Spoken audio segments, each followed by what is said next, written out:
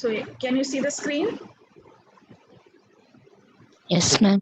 Yes. Okay. So we will be taking a class on diabetes mellitus. It is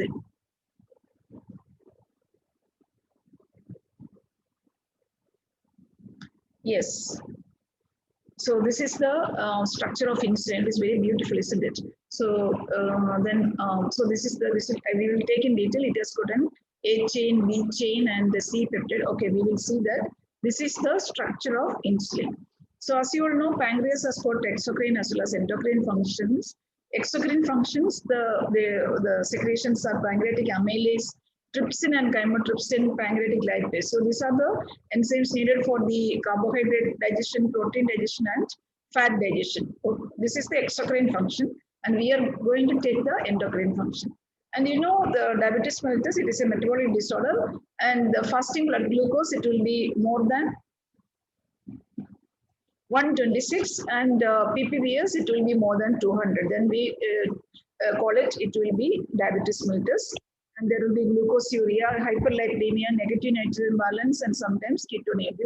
These are all clinical things. You will be studying that.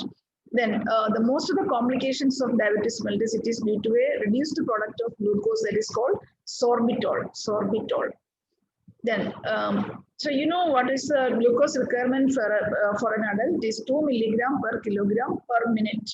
Per minute. So suppose if you are 50 kg, 50 into 200, 100 milligram per minute, we will be needing per minute. We need glucose. That is for the functions of all the everything, all the organs. We need glucose. That much glucose we will be needing it. The different types of diabetes mellitus, type 1, type 2, type 3, there is the maturity onset diabetes of young, all it's MODY. Then type 4, it is gestational diabetes mellitus. So the main thing, it is type 1 as well as type 2. So type 1 always it is insulin dependent. It is and type 2 it is a non-insulin dependent diabetes mellitus. And this is our whole introduction. We will be coming to insulin in the following slides. So in the pancreas, there will be alpha cells, beta cells, delta cells, and F cells. Alpha cells that is secreting glucagon, so hyperglycemic hormone. Beta cells, insulin, it is hypoglycemic. Then delta, that is somatostatin. And F cells also is there. It releases pancreatic polypeptide. So now coming to insulin. In 1921, Banting and West, two people, they actually discovered this insulin. And it has got two chain, A chain as well as B chain, and it is connected by a C peptide. And it is actually formed from pre-pro insulin. So this structure we have seen, there is an A chain as well as a B chain. A chain, how many amino acids? 21. So A, it is 21, and this is 30 amino acids. So total, so it is 30 plus 20, 51 plus 35. 35, this C peptide. So this C means connecting. So it is connecting both the chain.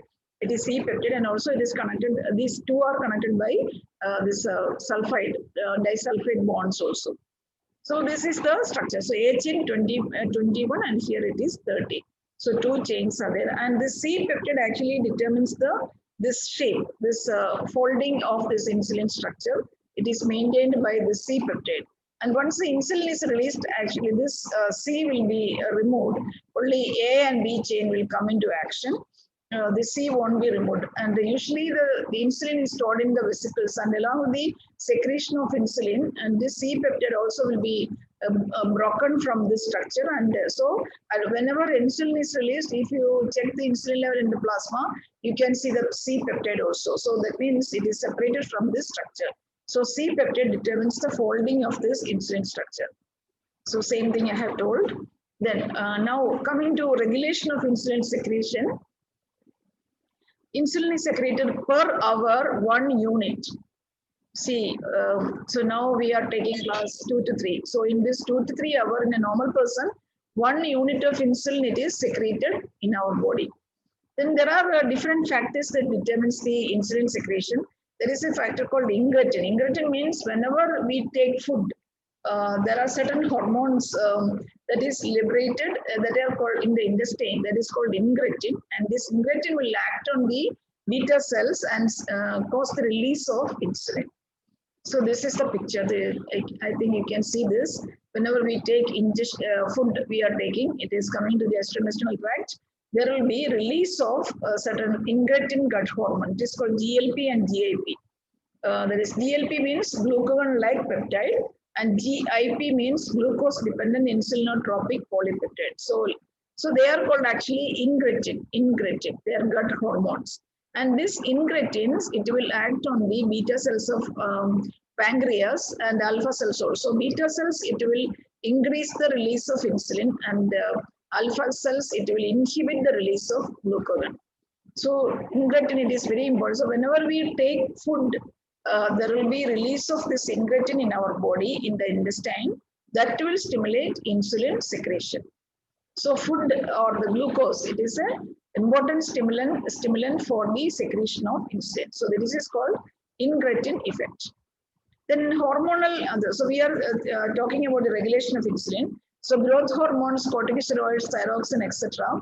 This will inhibit the release of this insulin, and they are all hyperglycemic hormones. Then neural effect, that is alpha-2, sympathetic and vagal. Sympathetic alpha-2, it will inhibit the release. Beta-2 increases the release. Acetylcholine increases the release. Hypokalemia inhibits. So these are certain factors. So alpha-2 inhibitory, beta-2 stimulatory, acetylcholine again stimulatory, hypokalemia inhibits.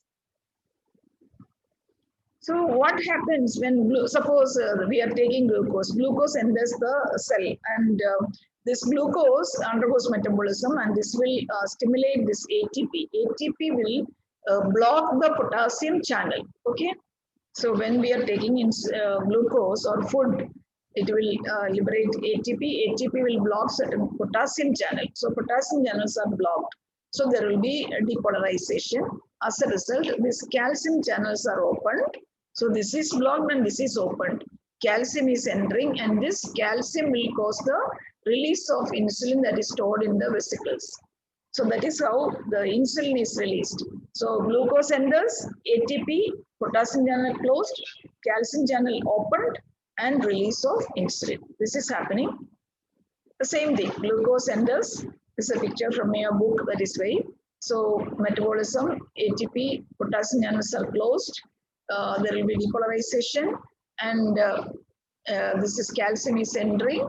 Calcium will, there is a stored insulin, it is removed, it is secreted. Exocytosis. Now, we will see how this insulin acts.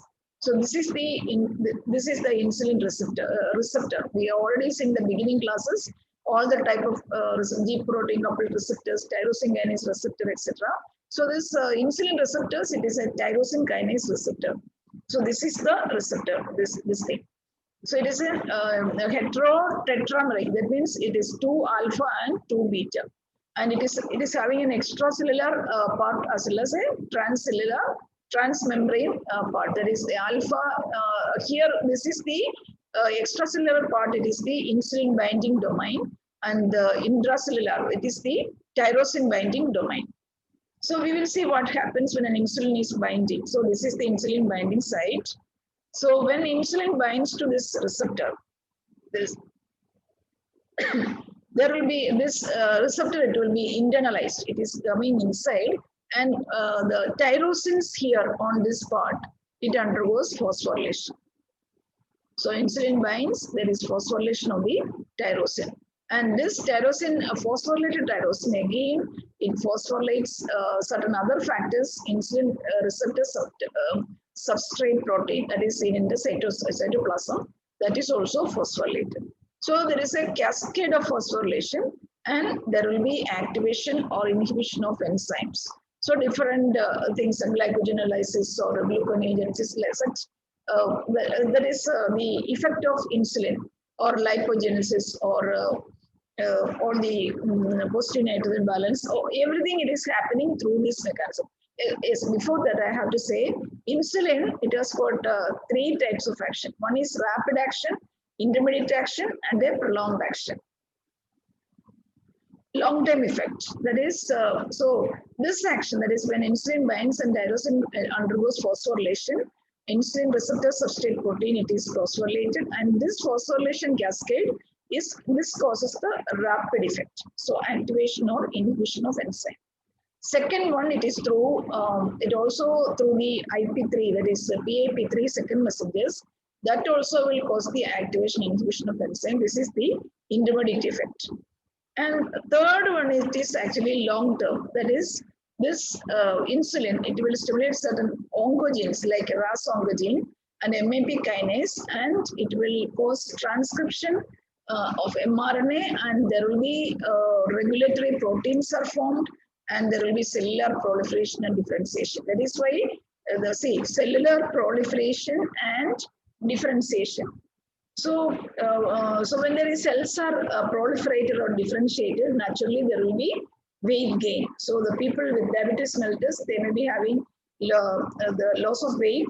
So when these people, they take insulin, they gradually they will attain or regain their weight. This is because of this long-term effect of insulin. Understood? Okay. Now, so three factors. One is through the rapid effect. This is the intermediate effect, and this is the long-term. It increases the cellular proliferation and differentiation. Then, so insulin is there. So what will happen to glucose? This insulin through GTP activate. There are certain glucose transporters within the cytoplasm. Within the cytoplasm, there's a GLUT, glucose transporters 4.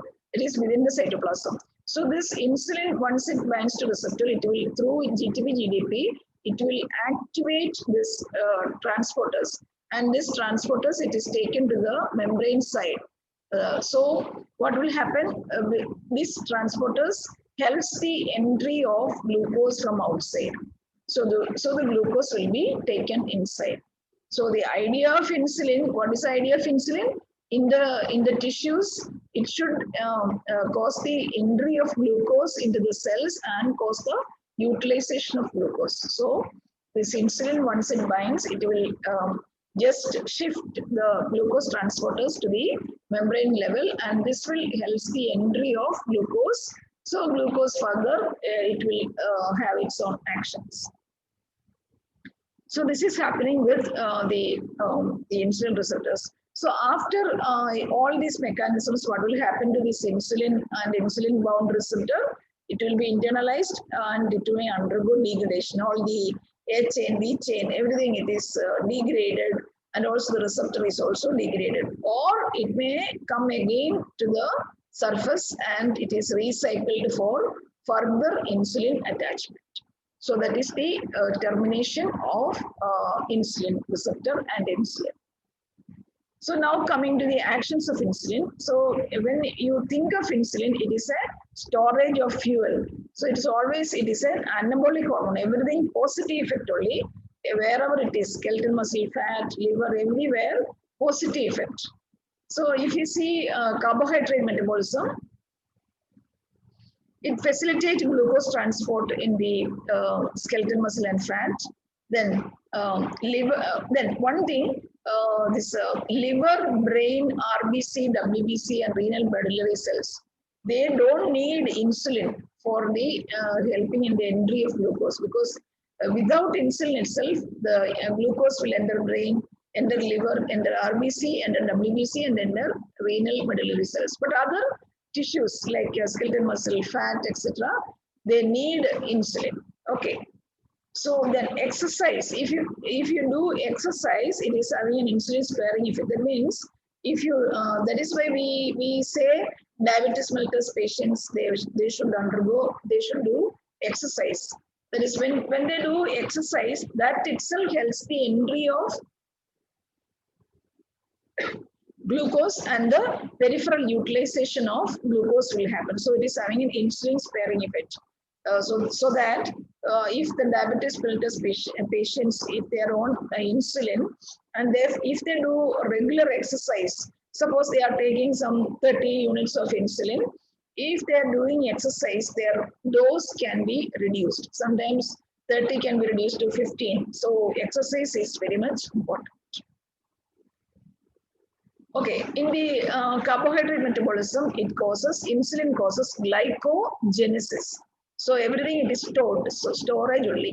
Adipose tissue, again, the triglyceride formation. So lipogenesis, then protein, it decreases protein breakdown and inhibits oxidation of amino acids to keto acids. So always there is no protein breakdown, rather it helps in the uh, uh, formation of protein only, helps in the protein synthesis. It actually helps in the storage only. Muscle cells, it inhibits protein synthesis, increases protein synthesis and increases the amino acid uptake and positive nitrogen balance. So again, it is a positive effect. So there will be gluconeogenesis, then glycogenesis, then protein, it is decreases protein breakdown and positive nitrogen balance. That is it with the protein. Then fat, it increases lipogenesis. Again, there is actually synthesis only, lipogenesis. So it increases fatty acid synthesis, triglyceride formation, decreases lipolysis. All the breakdown that is actually decreased.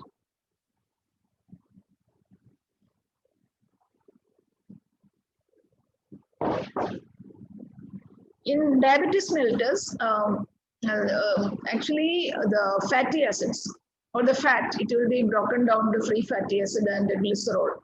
In normal people, that is non-diabetic people, this fatty acid and glycerol, it will be converted to acetyl-CoA and it is again, it will be helps in the formation of triglycerides and fatty acid. But in case of diabetes mellitus, this is not happening. There is no formation of acetyl-CoA as well as triglyceride. So what will happen? No, this formation of triglyceride is not happening. So this will be converted to acetoacetate beta hydroxy butyrate.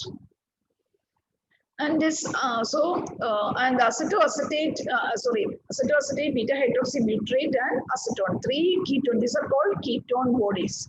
So that is, these are the ketone bodies, and this acetone, that is acetoacetate, is converted to acetone. This acetone is excreted through lungs. So there will be a fruity odor to the breath of this patient. So if I don't know whether you have experienced. So people with uncontrolled diabetes mellitus, that is, those are having this, excreting ketones. That is, if the blood sugar is very high, they will be having ketonuria, ketonemia, and there will be fruity odor to the breath of this patient. This is actually caused by acetone. Okay. Now, long-term effects, I have told the insulin is having a long-term effects, will be cell proliferation and differentiation. Fate of insulin, I have already told, this may undergo internalization, degradation, or it may be recycled or further. That's a receptor. This insulin, it may undergo the AHA and BHA and everything, it will be degraded, especially in liver. Now, coming to insulin, because it is a peptide, we cannot give orally, and the plasma T-half of insulin, it is 5 to 9 minutes. You can see it's only 5 to 9 minutes. Now we will see the real insulin, the preparations. Sources. Insulin is actually previously, long back, even now, it can be prepared from beef as well as pork. So, but this pork insulin or beef insulin, they consist of proinsulin and polypeptides, pancreatic proteins, insulin derivatives. So all these things are present in the crude insulin that is obtained from beef and pork. And because of the presence of this, it will be antigenic and it may cause some allergic reaction. So that is the disadvantage. So when we compare the human insulin and pork insulin and beef insulin, we can see that, see, all are having A chain, B chain. So this human insulin, it is threonine, isoleucine, threonine. Pork, it is threonine, isoleucine, alanine. Beef, it is alanine, valine, and alanine. So, Rizwan Shiraz. Yes, ma'am. Yes, which insulin is more close to human insulin, pork or beef?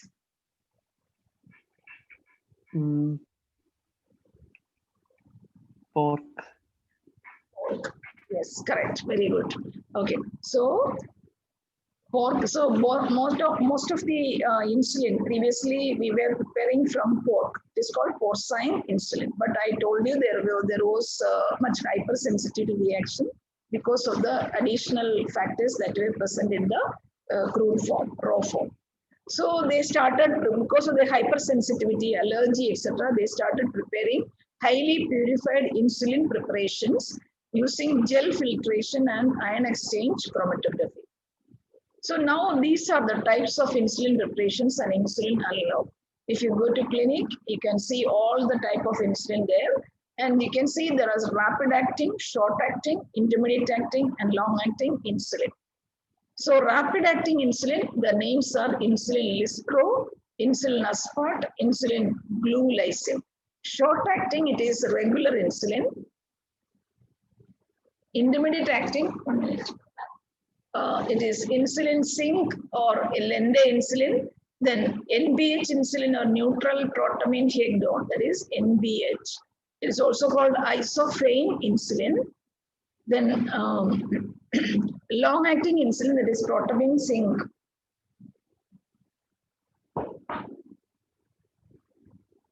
Protamine zinc insulin and also insulin glargine. Also other drugs, this is just a tablet column. So insulin, also there will be Detamir is there, you can see in your book, and Degludec, all these are long-acting insulins. So you can see all this rapid acting, it is clear, etc. Intermediate acting, it is cloudy. This is also cloudy. Insulin glargine is clear. So the onset, you can see very short, faster. And here short acting, it is 0.5 to 1 hour. This is hour. So this is 1 to 2 hours. So protamine zinc insulin largely it is 2 to 4. Okay. Now, see, it can be mixed with. So insulin lispro, aspart, glulisine, it can be mixed with the regular insulin and NPH. Regular insulin, all preparations except insulin glargine. So this regular insulin cannot be mixed with insulin glargine. This insulin, it can be mixed with regular, okay? And insulin glargine, it cannot be mixed with any of the other insulins. So these are the rapid acting, short acting, intermediate acting, and long acting. Now coming to regular insulin.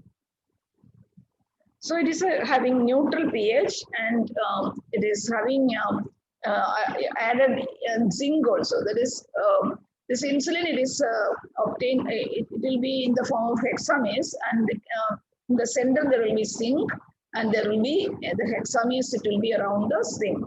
And it is peak level, it is 2 to 3 hours. And it should be given half an hour to 1 hour before meal.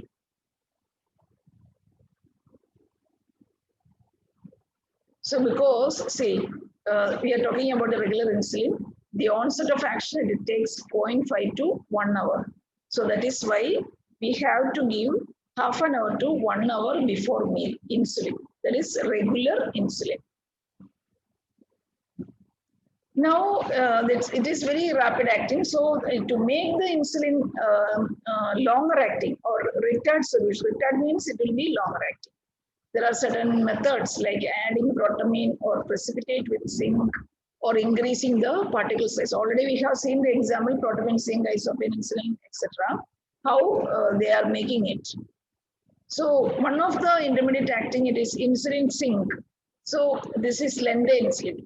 This Lende insulin itself, it is a combination of ultra Lende and semi Lende.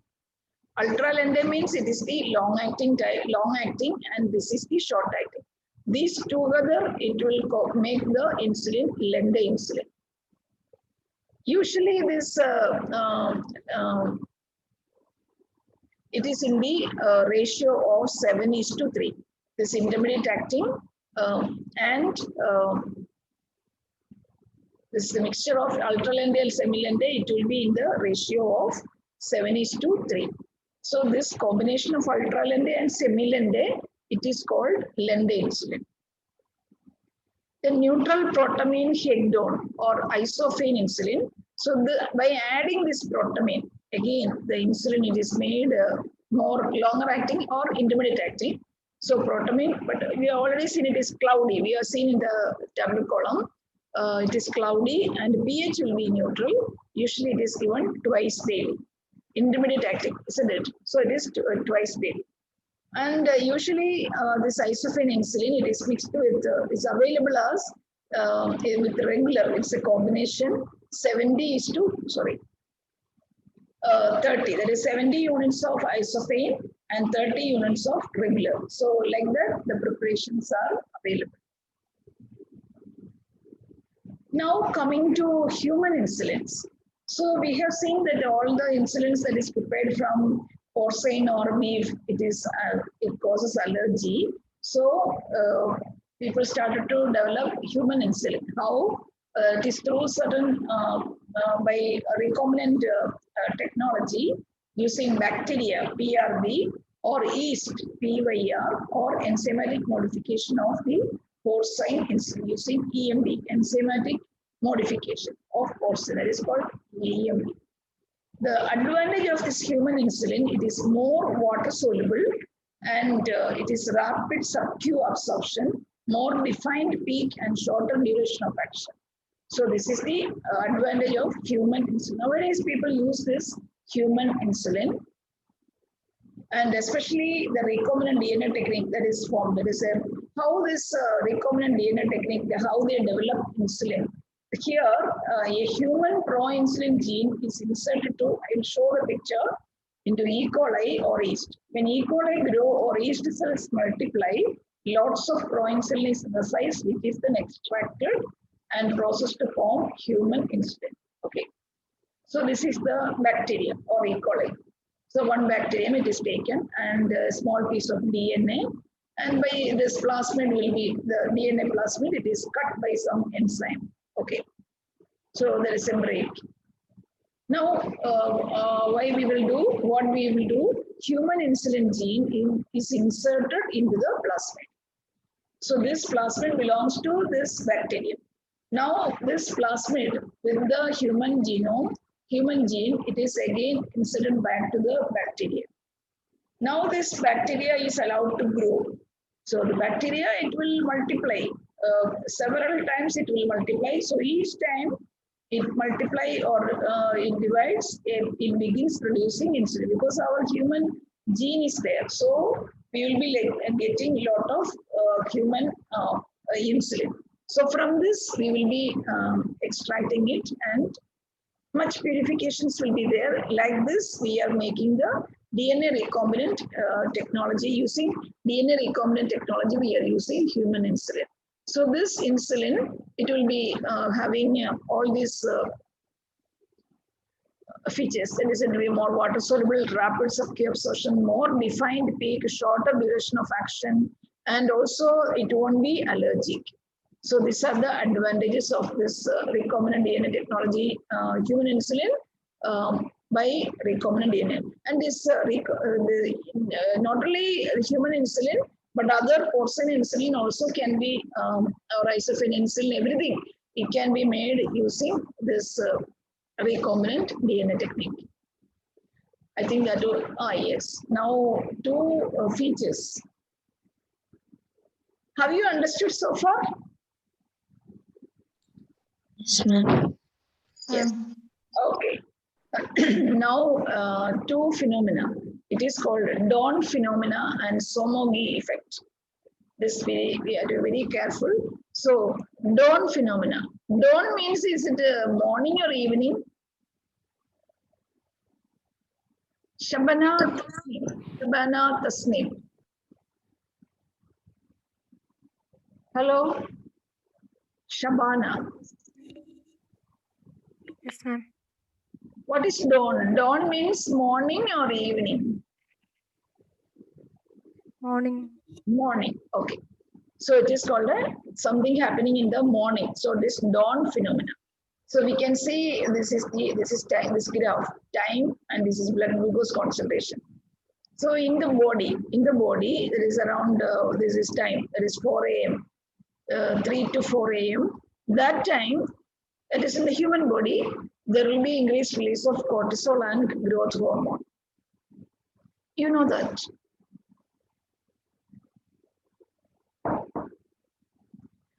So this, because of the increased release of cortisol and growth hormone, there will be a little suppression of insulin secretion. So when there is suppression of insulin secretion, there will be hyperglycemia. Correct? Yes or no? Fahad Yes, ma'am. Ferosh, is it correct? Yes, ma'am. Yes. So there will be hyperglycemia. And so that means early morning hours, there will be hyperglycemia. That is normal cases. And in diabetic, it will be again very high. So when we test, so at 8 o'clock or at 7 o'clock, we are testing the, okay, let it be 8 o'clock, testing the blood sugar, fasting blood sugar, it is having high level. Okay. So that means we have to give them insulin, isn't it? So when if there is hyperglycemia, some hypoglycemic agents like insulin, we have to give. So this is the dawn phenomena, but we will come to Somogi effect. What is happening? Here, see the person is already on insulin. Person is already on insulin, and he has taken at bedtime insulin, and also some food. And night time there will be hypoglycemia. The blood sugar, it is very low because he has taken not the, sometimes he would have taken higher dose or the food may not be sufficient enough. So that because of that at night time he is developing hypo. So the blood sugar is coming down, hypoglycemia. So when in the body, when there is hypoglycemia, there will be a rebound hyperglycemia. That is just a temporary compensatory phenomenon. So there will be hyperglycemia. It is rebound hyperglycemia, compensatory phenomenon. So when he wakes up in the morning, when he checks, oh, the blood sugar is high. So what he will do? The previous day he has taken some 15 units. So okay, today I'll increase the dose because the sugar is very high. So he will go for 20 units. But what will happen? Because already there is hypoglycemia, he will develop hypoglycemic coma. Or he will develop hypoglycemia. So this is called Somogi effect. So what we have to do? At bedtime, the adequate, if the person is taking insulin, adequate food should be there, or if possible, such patients, if they develop such effect, they can just check the blood sugar in the middle of the night or some around 2 a.m. Just check the once or twice, not every day, just to check whether such effect are happening if the person is on insulin. So this is dawn phenomena and this is Somogi. So dawn phenomena, we have to give insulin. Somogi effect, we should not give insulin in the morning if this happens. Understood? Yes or no? Yes, ma'am. Yes, ma'am. So that was about insulin. Thank you.